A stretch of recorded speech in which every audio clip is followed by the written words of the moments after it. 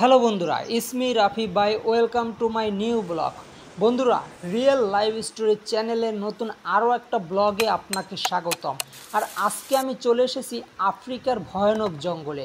আর এই ভয়ানক জঙ্গলে একা কিভাবে সার্ভাইভ করা যায় আদিম যুগের মানুষের মতন, একা কিভাবে বন থেকে সংগ্রহ করে খাবার খাওয়া যায় সেটাই আপনাদের মাঝে শেয়ার করব। কিভাবে আপনি জঙ্গলে আটকা পড়ে গেলে সার্ভাইভ করবেন, কিভাবে নিজের জীবন জীবিকা নির্বাহ করবেন সেটাই আপনাদের মাঝে শেয়ার করব। বন্ধুরা, আমি কিন্তু জঙ্গলে একদম শূন্য হাতে এসেছি। আর এই জঙ্গলে আসার পরে এই জঙ্গলে যা কিছু আছে তাই দিয়ে আমি সার্ভাইভ করব। আমি কিন্তু কোনো খাবার পানি নিয়ে আসি নাই, কোনো খাবার নিয়ে আসি নাই, থাকার কোনো জায়গা নাই। এই জায়গায় আমি এই জঙ্গল থেকে যা পাবো তাই দিয়ে আমার জীবনটাকে কিভাবে আমি বাঁচিয়ে রাখি 3 দিন সেটাই আপনাদের মাঝে শেয়ার করব। বন্ধুরা, আমার সাথে কিন্তু আমার কালু যে আমার ডগি, এই ডগিটা আছে। আর আমার সাথে কিছু মালামাল আমি নিয়ে এসেছি, পর্যাপ্ত পরিমাণ মালামাল আমার কাছে নেই। আমার কিছু ছুরি আছে সাথে, আর কিছু ইম্পর্টেন্ট জিনিস আছে যেইগুলো আমার এই জঙ্গলে থাকার জন্য খুবই প্রয়োজন বন্ধুরা।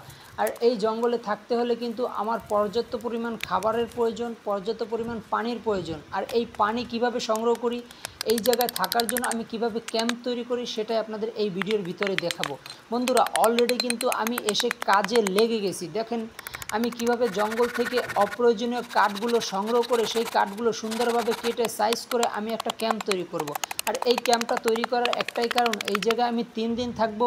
আর এই 3 দিন থাকার জন্য আমার অবশ্যই একটা আশ্রয় দরকার, যেই জায়গায় আমি নিরাপদভাবে থাকতে পারবো। আর এই জায়গায় কিন্তু আমি উঁচু জায়গায় একটা ক্যাম্প তৈরি করতেছি, দেখতে পাইতেছেন। আর এই উঁচু জায়গায় ক্যাম্প তৈরি করার একটাই কারণ, এই জায়গায় কিন্তু বন্য শুয়োর আছে, বাঘ আছে, ভাল্লুক আছে, যে কোনো টাইমে আমাকে আক্রমণ করতে পারে। এই কারণে আমি জঙ্গলের ভিতর থেকে কিছু অপ্রয়োজনীয় মরা কাঠ সংগ্রহ করতেছি। আর এই কাঠগুলো দিয়ে আমি আমার ক্যাম্পটা তৈরি করব। দেখেন আমি কিন্তু আমার ক্যাম্প তৈরি করার কাজ অলরেডি শুরু করে দিয়েছি। আর আমার যে কালু, সে কিন্তু আমার কাজগুলো মনোযোগ দিয়ে দেখতেছে। আর আমি একটা পট কেটে এখন ময়লা পানি সংগ্রহ করতেছি। আপনারা কি ভাবছেন এই ময়লা পানি এবং খাবো? না, আমি 3টা বোতল কেটে সেই বোতলটা একটা উপরে রেখে সুতির 3টা কাপড় নিয়েছি। দেখেন বন্ধুরা, এই কাপড়টা সুন্দরভাবে এই নোংরা পানির ভিতরে দিয়ে দিচ্ছি। নোংরা পানি থেকে কাপড়টা ভিজে কিন্তু একটা বোতলে পড়বে, আর একটা বোতল থেকে কিন্তু আরেকটা বোতল যাবে, আমার পানিটা ফিল্টার হয়ে যাবে, আমি পানিটা খেতে পারবো।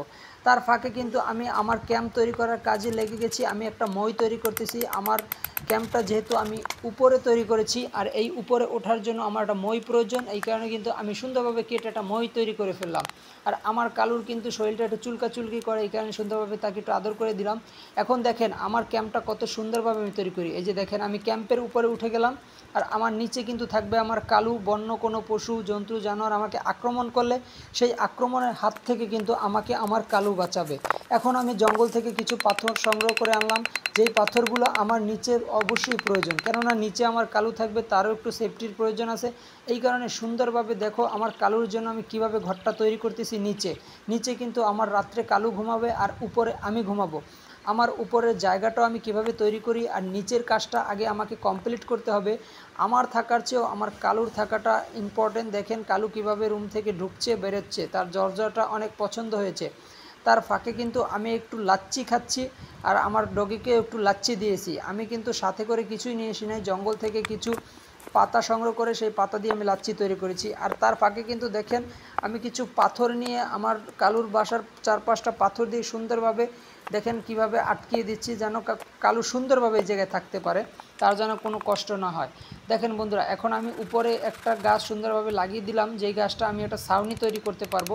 এই ছাউনিটা তৈরি করার কারণ হচ্ছে আমার উপরে কিন্তু রাতে বৃষ্টি পড়তে পারে, আর রাতে শীত পড়ে, যেহেতু উপরে ছাউনি না দিলে আমি ঘুমাতে পারবো না। আর এই যে ভিতরে কিন্তু আমার কালু ঘুমাবে, আর উপরে আমি ঘুমাবো। দেখো আমি কিভাবে উপরে উঠি। এখন আমার কাছে যে কার্পেটটা দেখতে পাচ্ছ, এটা আমার শোয়ার জন্য আমি নিয়ে এসেছি সাথে করে, আর একটা কম্বলও নিয়ে এসেছি। দেখো আমি কিভাবে ঘুমাই। আজকে কিন্তু বন্ধুরা আমার প্রথম দিন, আর কালকে হবে আমার দ্বিতীয় দিন। আজকে আমি সুন্দরভাবে যতটুকু পেরেছি বন্ধুরা ততটুকু কাজ করেছি। অলরেডি কিন্তু সকাল গড়িয়ে, দুপুর গড়িয়ে, বিকেল গড়িয়ে সন্ধ্যা চলে এসেছে। আর এই সন্ধ্যায় কিন্তু আমি সুন্দরভাবে আমার আগুনটা জ্বালিয়ে দিব। কিছু কাঠের টুকরা আমি সুন্দরভাবে কেটে আগুনে দিয়ে দেব। আগুনটা আমার অবশ্যই প্রয়োজন, কেননা এই আগুনের কাছে বন্য জন্তু জানোয়ার আসবে না, আর আমি জন্তু জানোয়ারের আক্রমণ থেকে বন্ধুরা বাঁচতে পারবো। আর আমার কালু তো আমাকে সেভ করার জন্য নিচে থাকবেই। আর এই জায়গায় প্রচুর জংলি শুয়োর আছে যেগুলো যে কোনো টাইমে আমাকে আক্রমণ করতে পারে। আর অলরেডি কিন্তু সকাল হয়ে গেছে, আর এই সকালে আমি যে পানিটা ফিল্টার করার জন্য রেখেছিলাম আমি সেই পানিটা খাবো। 3টা বোতল কেটে কিভাবে আমি পানি ফিল্টার করি আর এই নোংরা পানি আমি ফিল্টার করে কিভাবে এই জঙ্গলে খাই সেটাই আপনাদের মাঝে শেয়ার করলাম। সকালবেলা আসছি আমি একটা নালার পানিতে হাত মুখটা ধুলাম, দেখেন একটা বন্য কচ্ছপ সে কিভাবে দৌড়দৌড়ি করছে। আমার কালু কিন্তু কচ্ছপটা দেখে অনেক ভয় পেয়েছে, তাকে একটু নিয়ে ভয় ভাঙিয়ে দিলাম। দেখেন আমার ফিল্টার হওয়া পানিটা অলরেডি আমি গরম করতে দিয়েছি। আমার কিছু খাবার খাওয়ার প্রয়োজন, আমি সাথে করে কিছু টিক্কা নিয়ে এসেছিলাম, এটা আমার পছন্দের খাবার। সেই টিক্কাগুলো আমি সুন্দরভাবে কাঠির ভিতরে ভরে ভরে আমি সুন্দরভাবে ফ্রাই করে আগুনে তারপরে আমার কালু আর আমাকে খেতে হবে। সকালবেলা কিন্তু প্রচুর খিদে লেগেছে, আর এই জায়গায় কিন্তু সেরকম কোনো খাবারই পাওয়া যায় না। দেখেন এই খাবারগুলো রোলগুলো আমি সাথে করে নিয়ে এসেছিলাম আমার কালুকে খাওয়ানোর জন্য। কালুর জন্য কিছু ডগি ফুড নিয়ে এসেছিলাম, সেগুলোও তাকে খেতে দিলাম। জঙ্গল থেকে কিছু ঘাস সংগ্রহ করেছি, যে ঘাসগুলো গাছের গায়ে আগাছায় লেগে থাকে, সেই ঘাসগুলো আমি সুন্দরভাবে আমার বাসার চারপাশে লাগিয়ে দিলাম, কেননা এই জায়গায় যে কোনো টাইমে বৃষ্টি হতে পারে, আর বৃষ্টি হলে এগুলো আমার পানিগুলো আটকিয়ে দিবে। বন্ধুরা দেখো আমার ক্যাম্পটা কত সুন্দরভাবে আমি তৈরি করতেছি। আমার ক্যাম্পটা কিন্তু যত দিন যাচ্ছে তত সুন্দরভাবে আমি মডিফাই করতেছি। আজকে কিন্তু অলরেডি দ্বিতীয় দিন চলতেছে, আর এই দ্বিতীয় দিনে কিন্তু আমি আমার ক্যাম্পটার আরও সুন্দরভাবে মডিফাই করব।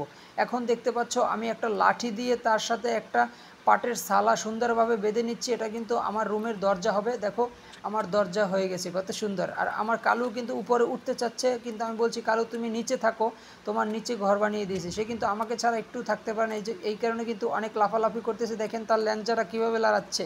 সে কিন্তু আমাকে বলতেছে মালিক আমাকে উপরে নাও, কিন্তু তাকেও আমি এখন উপরে নেব, কিন্তু সে তো অনেক ভারী, তাকে নেওয়া যাবে না। সে কীভাবে ঘোরাঘুরি করে দেখেন, সে কিন্তু খুব রাগ, সেও কিন্তু উপরে ঘুমাতে চায়, সে নিচে ঘুমাবে না, কিন্তু আমি তাকে একটু সান্ত্বনা দিলাম, ফাঁকে একটু কফি খেয়ে নিলাম। এখন আমি আমার ঘরের কাজ আরও সুন্দরভাবে তৈরি করছি। দেখো কীভাবে আমি সাইডে একটা বেড়া দিয়ে দিয়েছি।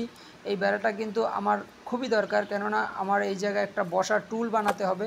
আমি সুন্দরভাবে এই জায়গায় বসে একটু কফি খেতে পারবো, সময় পার করতে পারবো। আর পিছনে বেড়া দেওয়ার কারণ হচ্ছে যে কোনো টাইমে আমাকে আক্রমণ করতে পারে বন্য শুয়ার, এই কারণে সুন্দরভাবে বেড়া দিয়ে তারপরে একটা বসার সোফা সেট তৈরি করেছি। আর এখন কিন্তু আমার চুলার চারপাশে কিছু পাথর দিয়ে দিলাম, যেহেতু এই জায়গায় একটু বাতাস বয়, বাতাসের কারণে আমার চুলায় সেরকম আগুন জ্বলে না। দেখো এই কারণে আমি সুন্দরভাবে পাথর দিয়ে এই জায়গাটা আটকিয়ে দিলাম। আর তার পাশে কিন্তু আমি আরও একটা জায়গায় যে দেখো কীভাবে লার্কিগুলো সুন্দরভাবে গুছিয়ে রেখেছি।